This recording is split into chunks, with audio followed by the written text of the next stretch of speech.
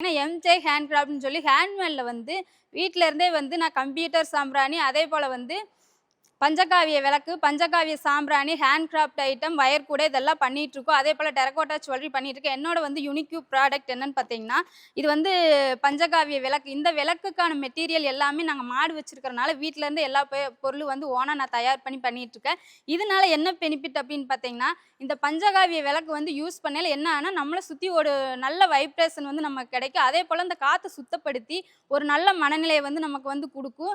அதனால வந்து இந்த விளக்க யூஸ் பண்ணோம்னா, ஒரு மைண்ட் வந்து எப்பயுமே ஃப்ரெஷ்ஷா இருக்கு. ஏன்னா நம்ம ஒரு டென்ஷன்ல வந்து இருந்துட்டுருப்போம். அந்த டென்ஷன் எல்லாம் வந்து இந்த விளக்கு வந்து குறைக்கும்.